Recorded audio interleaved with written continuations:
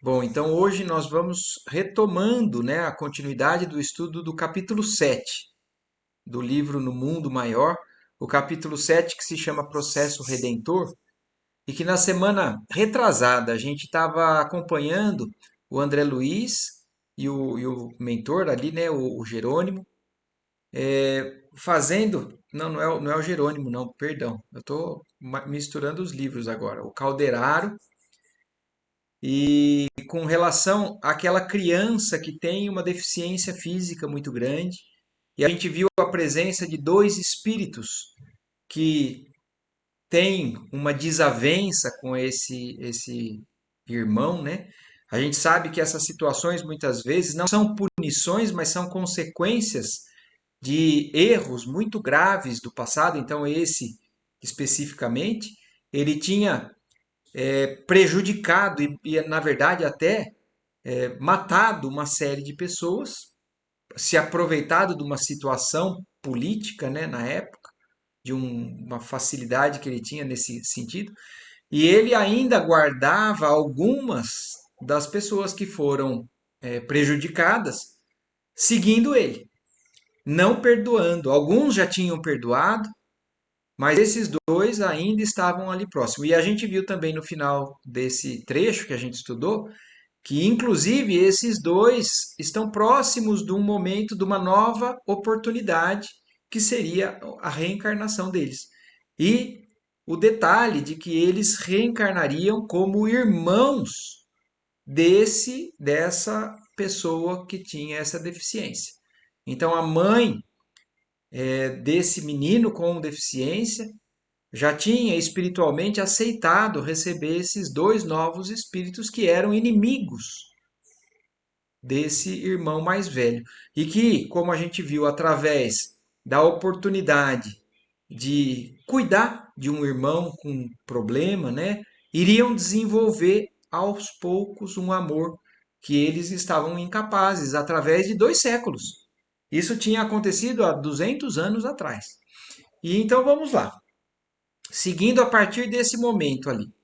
Mal terminava Calderaro as elucidações, quando um dos verdugos desencarnados se moveu e tocou com a destra o cérebro do doentinho.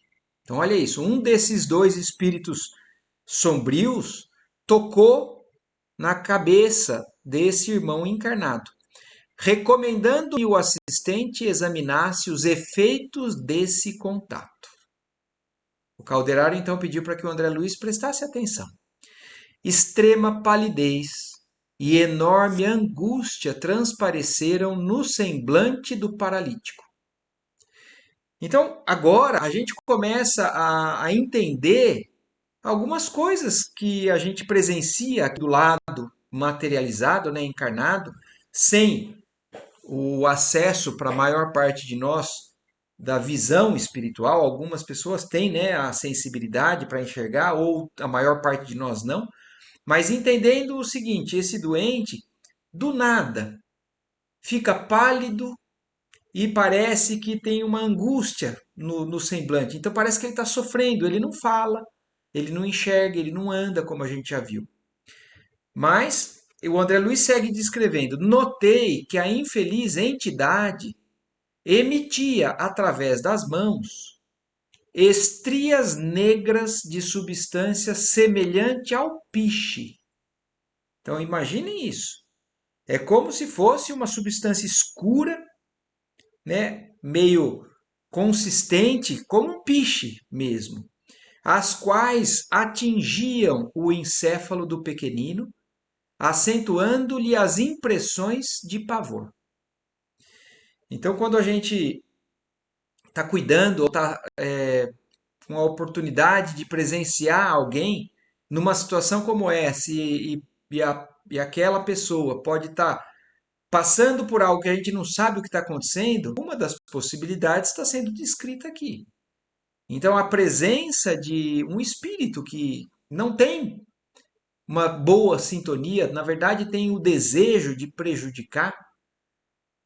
Então, da mesma maneira que nós vimos em vários exemplos dos livros anteriores, quando alguém faz uma oração uma série de luzes, de vibrações que atingem a pessoa a quem a gente quer beneficiar, a vibração negativa da mesma maneira também atinge. Então, no caso aqui, espírito do lado de lá, que seja de luz na nossa presença, nos transfere muitas vezes sensações agradáveis. Nós podemos, depois de uma oração, experimentar uma sensação de alívio, uma sensação de equilíbrio, de paz, ao mesmo tempo que alimentar pensamento negativo nos faz entrar em vibrações ainda mais baixas. E no caso aqui, esse menino está sendo atacado por esses espíritos obsessores de séculos passados. Mas é interessante a descrição, né? Então, para que a gente compare isso, luz e substância escura, pegajosa, negra. E ao mesmo tempo, então, o como que uma influência espiritual pode nos auxiliar ou nos prejudicar. Dirigir ao assistente um olhar interrogativo e Calderaro informou: se o amor emite raios de luz, o ódio arremessa estiletes de treva. Olha que interessante isso. E isso serve para que a gente também reflita, porque nós, muitas vezes, também ainda seres imperfeitos, desequilibrados, a gente pode ser submetido a uma situação que a gente possa sentir raiva, ódio de uma pessoa, de uma situação, sermos tirados do sério. E dependendo da maneira que a gente entende isso e tenta lidar com isso, é também o que a gente está oferecendo para outros irmãos. Ao contrário, o que a gente também às vezes faz, prejudicando alguém. Às vezes intencionalmente, em outros casos não intencionalmente. Mas se a gente leva alguém a uma situação de sofrimento ou de desagrado, essa pessoa com ódio para cima de nós pode emitir, como ele fala, estiletes de treva. Então, o porquê que é extremamente importante a gente buscar cada vez mais, né, a vibração, o pensamento, os desejos elevados. Porque tudo que a gente emite, de certa forma, a gente, por sintonia, também acaba recebendo. Então, é muito interessante esse trecho aqui. A gente não vai avançar muito, talvez, nesse trecho aqui, porque eu acho que é importante a gente. Eu digo, nós não vamos ler mais rápido, eu acho importante a gente parar e pensar nesses detalhes, né, do que está acontecendo, do que acontece, tanto por parte de terceiros, né, de outras pessoas, quanto por parte de nós mesmos. E aí então, só repensando, relendo aqui, né? Se o amor emite raios de luz, o ódio arremessa estiletes de treva. Então, se nós buscamos aprender e vivenciar o amor verdadeiro, nós estamos envolvidos em luz, em vibração mais elevada. Se nós não conseguimos isso, não conseguimos perdoar, ou nos mergulhamos em uma série de apegos, de vibrações muito baixas, nós estamos escolhendo, às vezes inconscientemente, mas ficar estacionado numa vibração desse patamar, desse nível. E aí ele segue descrevendo, né? Depois que então esse espírito tocou e ele viu essa substância escura chegando até ele. Nos lobos frontais recebemos os estímulos do futuro. No córtex abrigamos as sugestões do presente. E no sistema nervoso propriamente dito, arquivamos as lembranças do passado. Isso daqui é uma recapitulação do que nós estamos tendo como instrução nesse livro já faz algum tempo. Então, desde aquele capítulo que falou da casa mental, né? Falando sobre isso. Existem três níveis no nosso cérebro, no nosso pensamento, na nossa zona mental.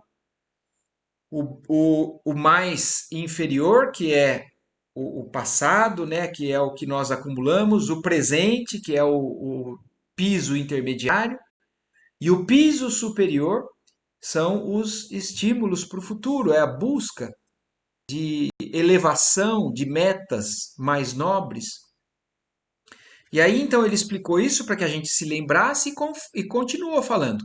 Nosso pobre amigo está sendo bombardeado por energias destrutivas do ódio na região de serviço do presente, de serviços do presente.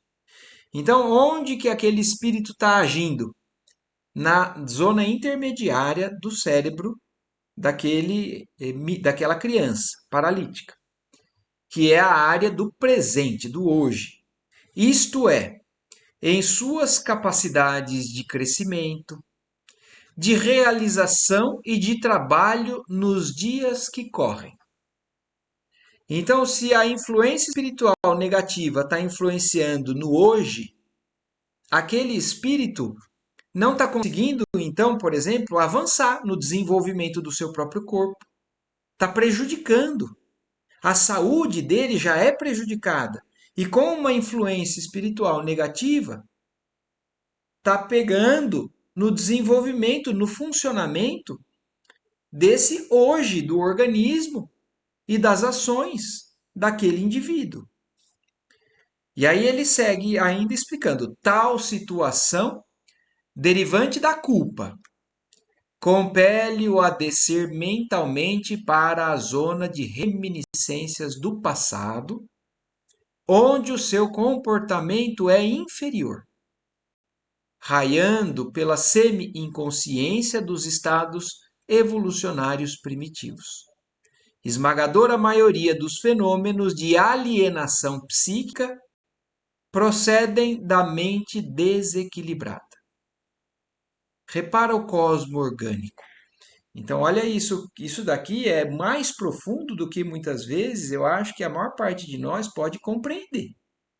Porque isso daqui está falando de problemas psíquicos que nós, os seres humanos, enfrentamos. Mas o que ele está deixando mais ou menos para que a gente entenda?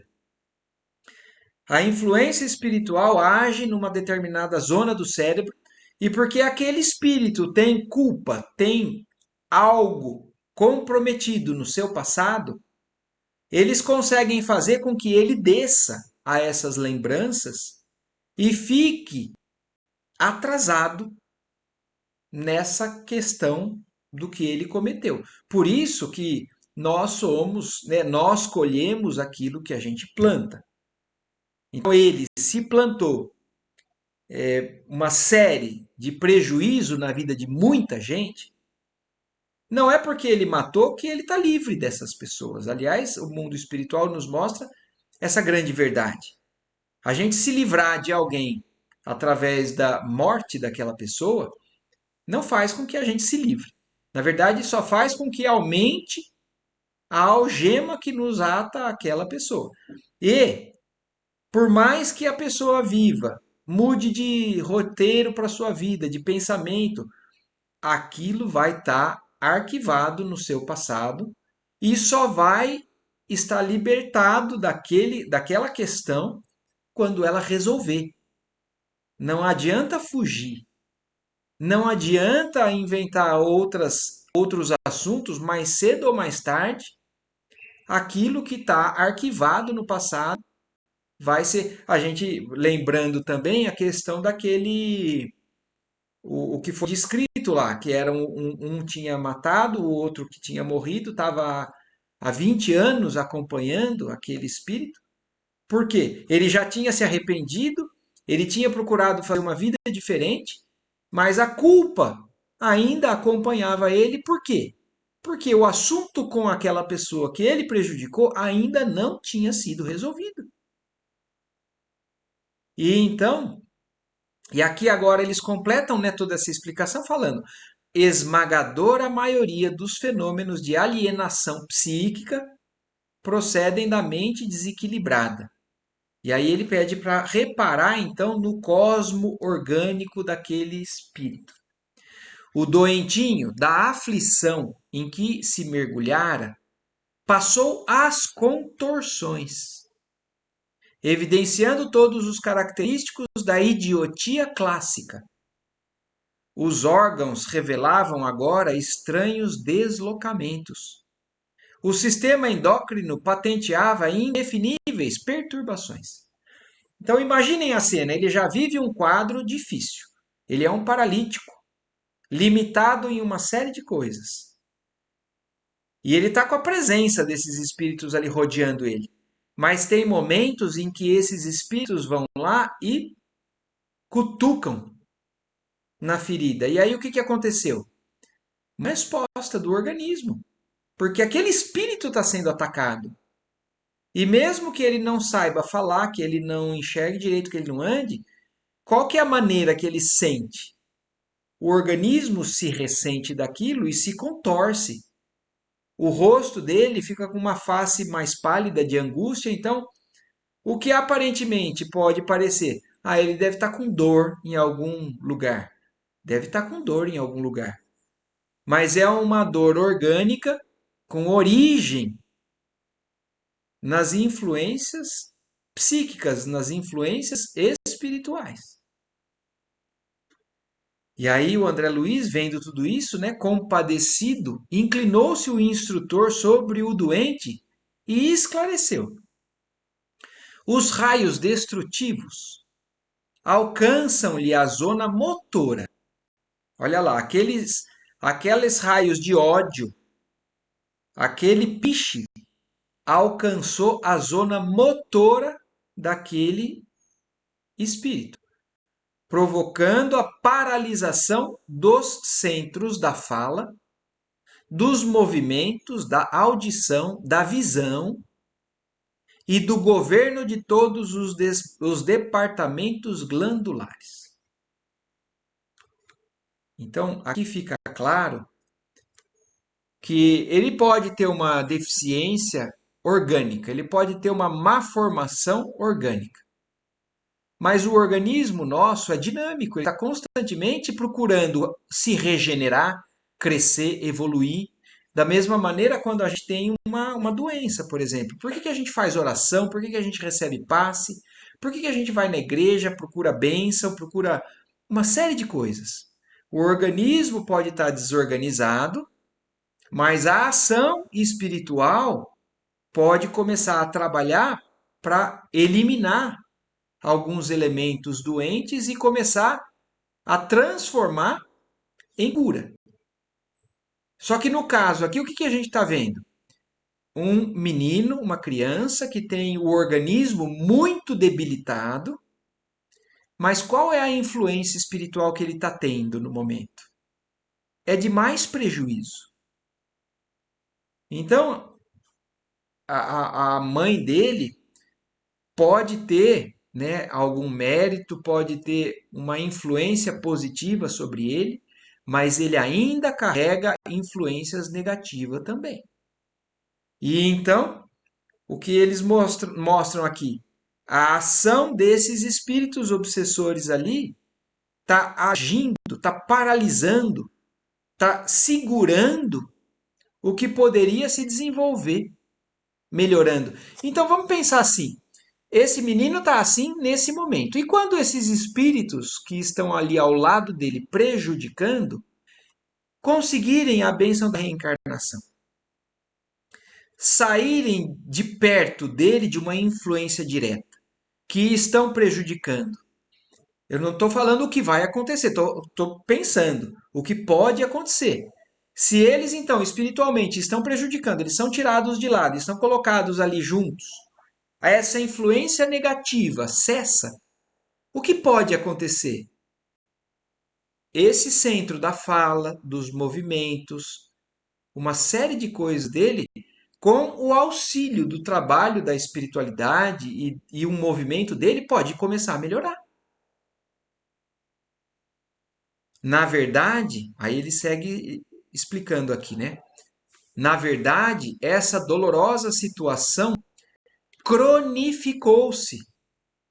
Quer dizer, está crônica, está ali, estacionada naquilo, pela repetição desta ocorrência milhares de vezes, em quase 2 centenas de anos.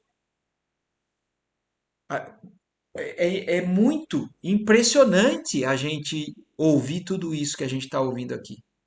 Porque às vezes a gente acha que é algo que se resolve rápido.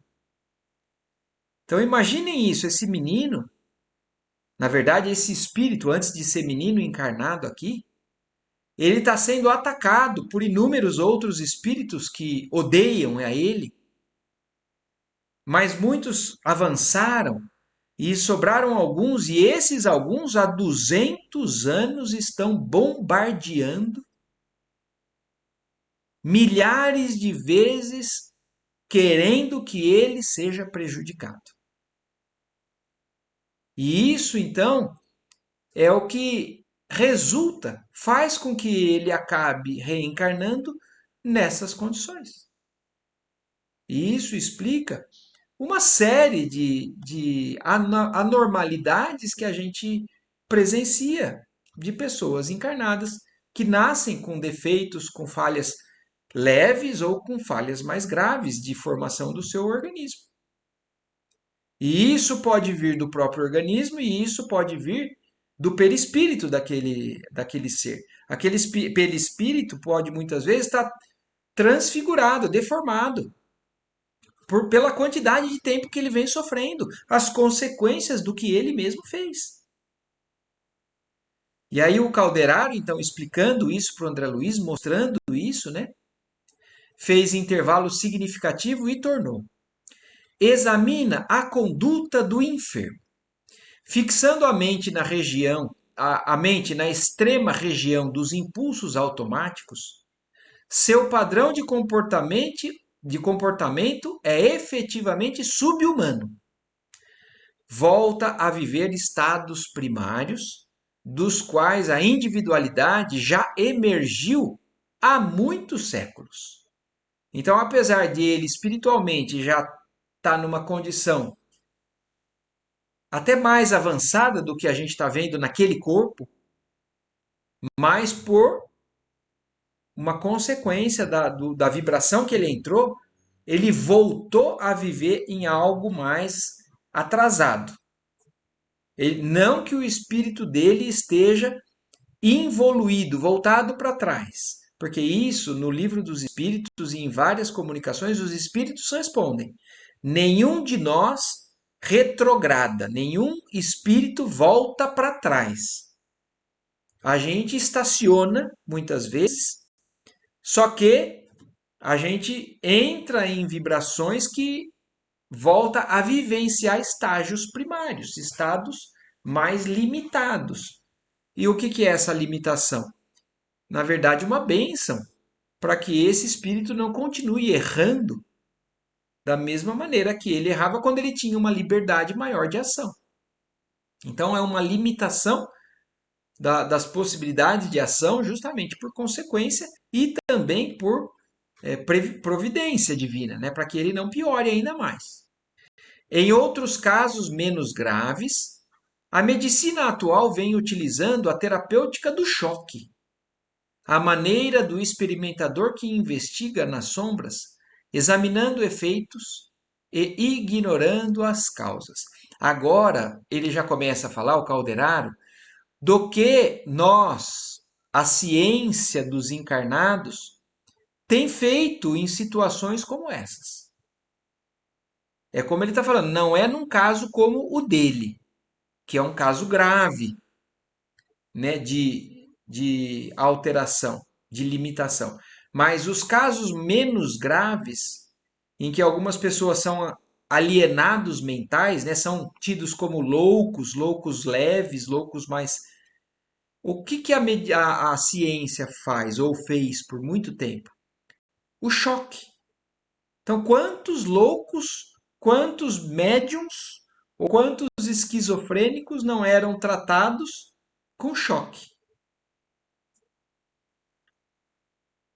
Cumpre-nos, no entanto, reconhecer que o belo esforço da psiquiatria moderna merece o maior carinho de nossas autoridades espirituais. Quer dizer, eles não estão falando isso julgando e condenando a nós, como humanidade, que fizemos isso.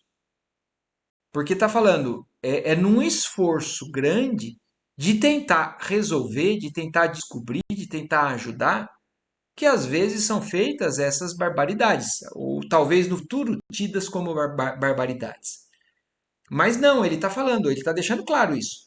Cumpre-nos reconhecer o belo esforço da psiquiatria moderna, e isso tem o maior carinho das nossas autoridades espirituais, que patrocinam os médicos diligentes e devotados, orientando-os para o bem comum, simultaneamente em diversos centros culturais. Quer dizer, é um caminho de aprendizado de como se tratar, de se lidar com essas questões, que ainda muitos acham que é puramente material, né, orgânica, mas que eles estão falando, a humanidade está começando a entender que isso vai além da matéria, que isso é algo que o espírito carrega, que a mente, que não é o cérebro, a mente, que é além da matéria, que carrega. Mas a humanidade está aprendendo a lidar com tudo isso. Por enquanto, não podem aceitar a verdade como seria de desejar. Quer dizer, os médicos, os psiquiatras ainda não conseguem aceitar a verdadeira causa, o verdadeiro mecanismo de funcionamento disso tudo, como se desejaria, em virtude da necessidade de guardar-se a medicina terrena em campo conservador, menos aberto aos aventureiros. Todavia, mais tarde os sacerdotes da saúde humana compreenderão que o choque elétrico ou a hipoglicemia, porque outra forma de tratar isso era levando a uma hipoglicemia provocada pela invasão da insulina. Então, o que eles faziam? Injetando insulina em quantidade grande para baixar o açúcar daquele organismo, causando o quê? Da mesma maneira que o choque elétrico. Um chacoalhão naquele organismo. Então, ele fala, um dia os psiquiatras, né, os sacerdotes da saúde humana compreenderão que o choque elétrico ou a hipoglicemia constituem apelos vivos aos centros do organismo perispirítico, convocando-os ao reajustamento e compelindo os neurônios a se readaptarem para o serviço da mente em processo regenerador. Então, apesar de não ser o melhor caminho, é uma tentativa que intuitivamente está no caminho certo. Se tem algo desorganizado, o que eles querem? Chacoalhar para alguma coisa acordar ou alguma coisa se reorganizar. E aí ele fala, né? A bem dizer, é de notar que esse recurso às reservas profundas do cosmo psíquico não é novo. Outrora, as vítimas da loucura eram conduzidas a poços de víboras. Então, olha que interessante isso. Se a gente for lá no passado, antes da psiquiatria chegar onde chegou hoje, ou alguns anos atrás, e tratar dos loucos com choque ou hipoglicemia, lá atrás a humanidade já entendia que era necessário fazer algo.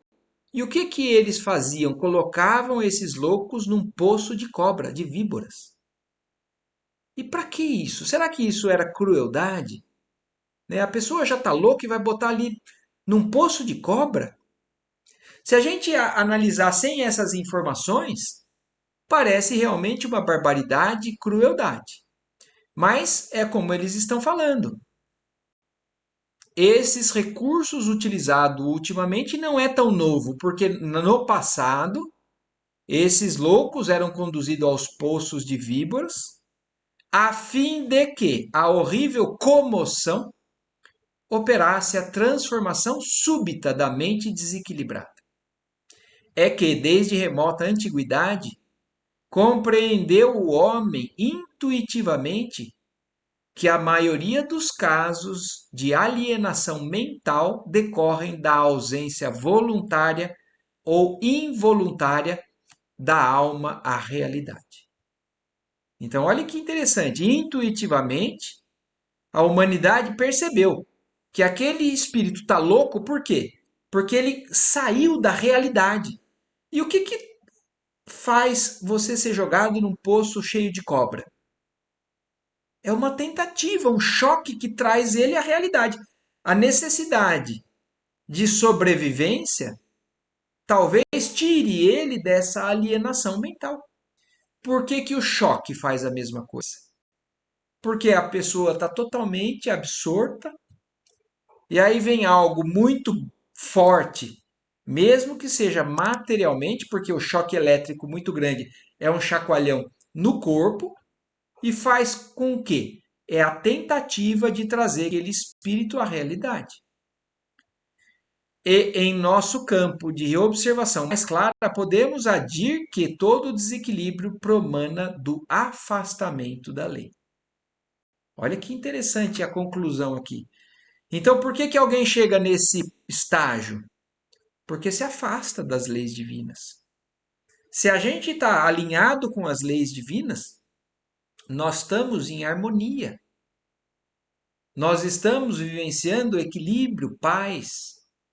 Se a gente cede a impulsos egoístas, nós tendemos para o desequilíbrio.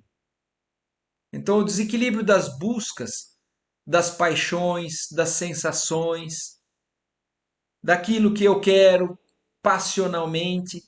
E aí, o que eu faço? Me afasto da lei. Faço o que eu quero e não o que Deus determina. E quanto mais a gente se afasta da lei, mais a gente desequilibra, mais a gente fica doente psiquicamente. E em casos muito graves, é necessário algo muito brusco. Esse é como eles estão falando. Não é o melhor método, mas foi o que se fez de possível na época. Com o desenvolvimento, até que o Espiritismo vai trazer para a ciência, para a psiquiatria, para a psicologia, é claro que isso vai ser tratado de maneira diferente, mas a intenção é a mesma. Pegar alguém que está muito distante e trazer para o centro. Trazer para onde é a lei, para onde é o equilíbrio. Silenciou Calderaro por alguns instantes e em seguida indicou o pequeno, acentuando. Neste caso, porém, o choque aplicado pela ciência dos homens não surtiria vantagem alguma. Então, ele já está um espírito reencarnado num corpo muito limitado. Então, a deformidade orgânica dele pode ter o choque que for, que ela não tem ainda organização suficiente para entrar no eixo, para ficar bem. Mas aquele que tem um corpo sadio, mas uma mente desequilibrada, voluntária ou involuntariamente, às vezes um chacoalhão. Por que um trauma? Às vezes um acidente, um acontecimento muito grande, chocante na vida daquela pessoa, às vezes traz ela para o eixo. Mas no caso dele, é o que ele está falando. Pode dar choque até nesse menino. A paralisia, a deficiência que ele tem em vários setores do organismo dele, não permitem que o choque tenha qualquer efeito positivo. Estamos perante o eclipse total da mente. Pela total ausência da lei com que se conduziu o interessado no socorro. Então, ele se afastou totalmente da lei. Ele está num eclipse total da mente. Ele não está num eclipse parcial. Ele não está no meio do caminho, ele já foi na extremidade do desequilíbrio. Então não adianta num caso como esse, o choque. A retificação aqui reclama tempo. Então, para alguns casos, só o tempo. Às vezes, só uma vida inteira.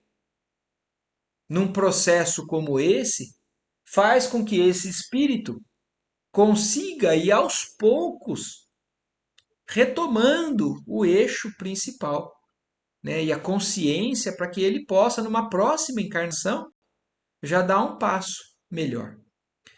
As águas pantanosas do mal, longamente represadas no coração, não se escoam facilmente.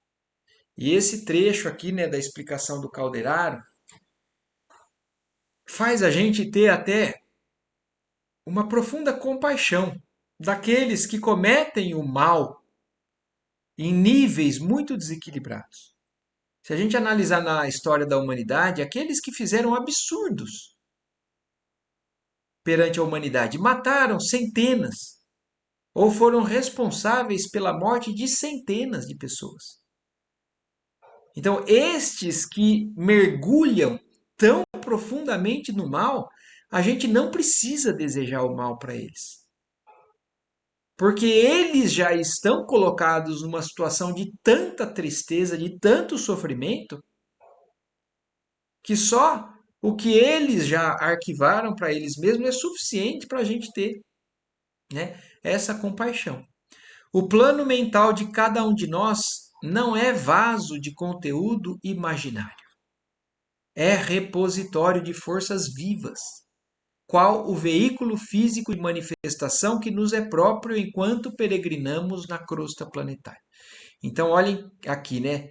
Se a gente está fazendo essa análise e falando sobre outras pessoas, aqui também vem o alerta para nós mesmos, né?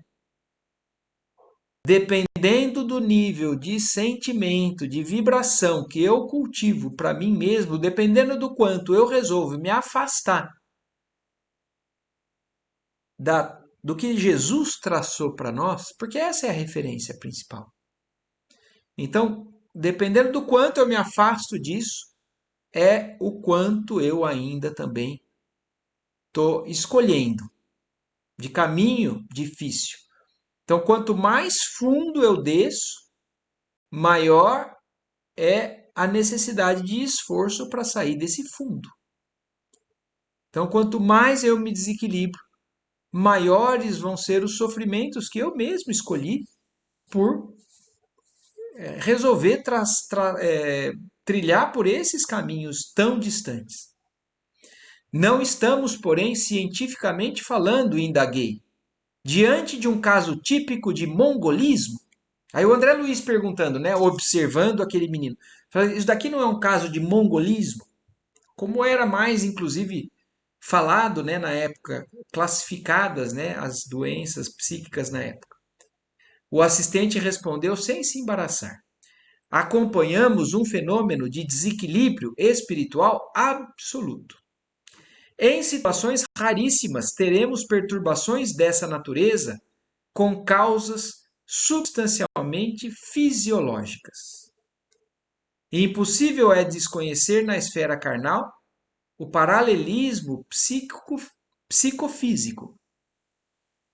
Quem vive na crosta terrestre terá sempre a defrontar com a forma perecível em primeiro lugar. Daí não podermos excluir da patologia da alma o envoltório denso, nem menosprezar a colaboração dos fisiologistas abnegados, que atentos se dedicam às investigações da fauna microscópica, do reajustamento das formas, do quadro dos efeitos. Não nos esqueça, contudo, que analisamos agora o domínio das causas. O desvelado amigo parecia disposto a prosseguir, dilatando-me os conhecimentos a respeito do assunto quando ouvimos passos de alguém que se aproximava. Certo, a dona da casa vinha ao aposento da criança à procura do socorro da oração. Então aqui, ó, nesse momento, até então, o André Luiz está observando a ação daqueles dois espíritos sombrios ali. O Calderaro fez com que ele prestasse atenção na ação, nas consequências, mostrando o que acontece com muitos que vivem um quadro como esse aqui encarnado. E isso faz a gente pensar também no seguinte: sem esse conhecimento, sem o que o Espiritismo nos fala sobre as consequências de nossos atos no passado, refletindo hoje, nas reencarnações de hoje, sem essas informações, a gente analisaria tudo isso e falaria: puxa vida, Deus é injusto. Por que que Deus, se nós tivermos uma única vida, por que que Deus dá tanta saúde a alguns, tantas possibilidades, e a outros uma vida como essa?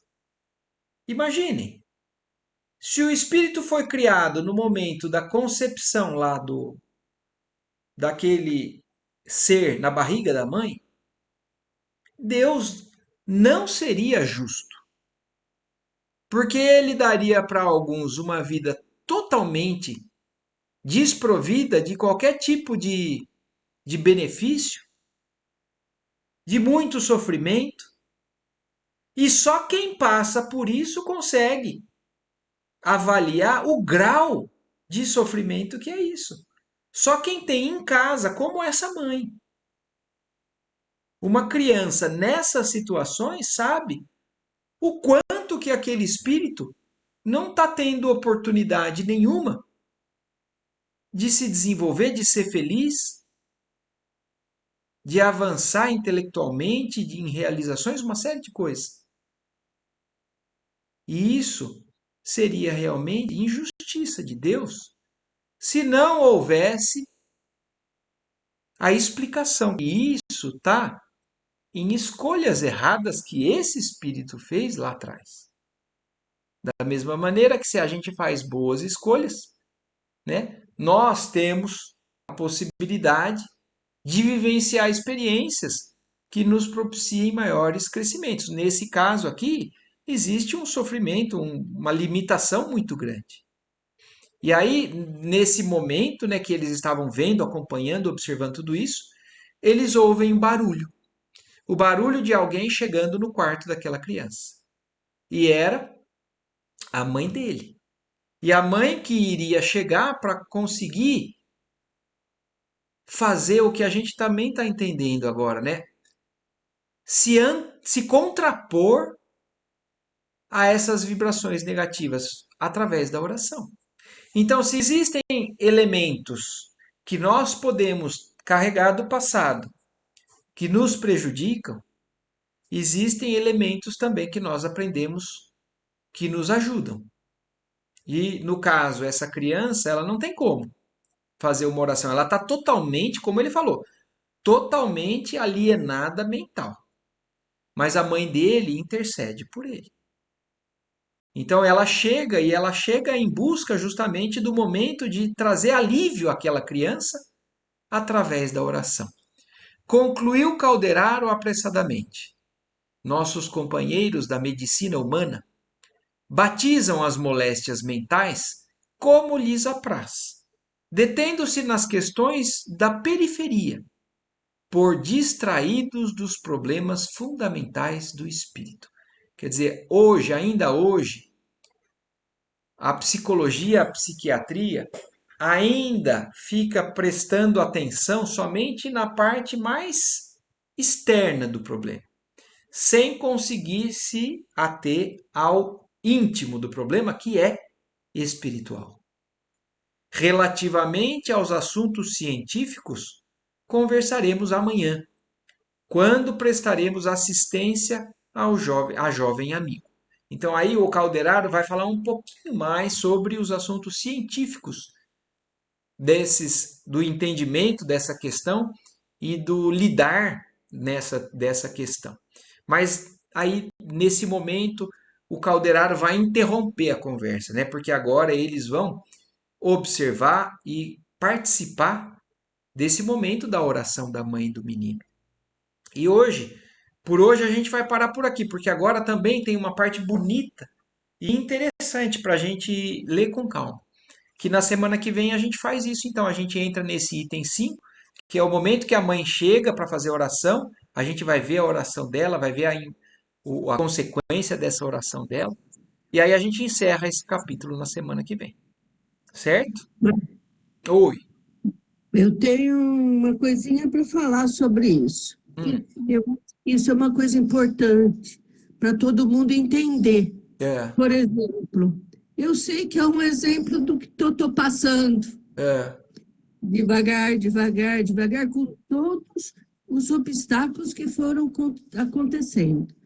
Há 40 anos atrás, eu, por todo jeito, quis buscar o seu João Estela. sim, E aí me apeguei demais e foi por isso que vai melhorando. Hoje, a gente vê que todos os problemas que eu tenho, eu já encaro com outro jeito mais forte, com todos vocês que ajudam tanto de mim, e que isso a gente vai ganhando. sim. Vamos lutando. Alô? Cortou, mãe? Cortou para todo mundo? Mãe? Cortou para todo mundo, ótimo, Marco. Eu também. Puxa vida. Mas, Ah, ô mãe, voltou, só que deu uma cortada. Você estava falando justamente que hoje em dia você encara de maneira diferente e aí depois cortou. então, mas foi porque ele deu uma coisa. Mas isso que eu estou falando, com esses 40 anos que já passaram Hum, comigo, tudo isso, a gente vai aprendendo mais, encarando mais, lutando com mais. certeza. E com certeza que vai. Então, por que que a gente não pode vencer? Se eu já tive tantas dívidas que eu tenho, Exatamente. porque eu quero ficar bem, É, muito bem, e que todo mundo luta junto. A- exatamente. Temos o amparo, temos, não nos falta, né? A força e a coragem sua. E eu acho que uma coisa que você falou, mãe, é muito importante. Porque às vezes a gente passa por situações difíceis e a gente não pode encarar aquilo como punição. É como você falou, a gente vai aprendendo. Isso é pedagógico. Deus, às vezes, coloca situações difíceis na nossa vida para que a gente aprenda, para que a gente saia melhor dessas situações. Porque se a gente entra numa situação como essa e fala assim, ah, então eu vou passar pelo sofrimento e aí pelo menos eu vou estar livre disso. Não, aquilo tem uma função, que é nos trabalhar, né? E, De e jeito nenhum, é trabalhar, é uma trabalhar bênção, né? cada minuto e vamos lutando, É isso aí. vamos ter. E aí vamos. Muito bom, É, é isso mesmo. Como é importante que você vê o que traz de benefício a oração e a fé. Sim, mantermos, né, além da luta, da disposição e a oração, né, pedindo o auxílio e a intercessão dos espíritos, porque quando a gente abre esse canal, eles trabalham. Ainda mais, né? Eles conseguem trabalhar mais, porque eles trabalham constantemente por nós. Mas se a gente não abre porta através da oração, né, eles ficam limitados no que eles podem fazer. se eu passo um obstáculo para vencer, vocês todos, meus filhos, meu Walter, me ajudam tudo. Por que que eu vou ficar desanimada? Não É fico. isso É aí, isso aí. é isso aí. E Muito vamos bom. para certo. Certíssimo. Certo, Mais sim. alguém quer falar alguma coisa? Alguma dúvida? Não, capítulo muito lindo, muita lição, realmente, para a gente pensar todos os dias, com todos os empecilhos e desafios que a gente sempre vai encontrar todo dia. E Sila, nós estamos com você todos os dias, sempre. A gente vai acompanhando sempre. Torcendo aí. Maravilha. É isso aí, então. Bom, então, agradecendo a Deus mais uma vez pela oportunidade, né, da gente estar aqui fazendo isso, com o amparo do alto. Então, encerramos o estudo de hoje. Semana que vem nós vamos conseguir terminar esse capítulo então. Certo? Boa Certo, noite, gente. boa semana para todos. Beijo, boa semana. Tchau, tchau. Deus abençoe.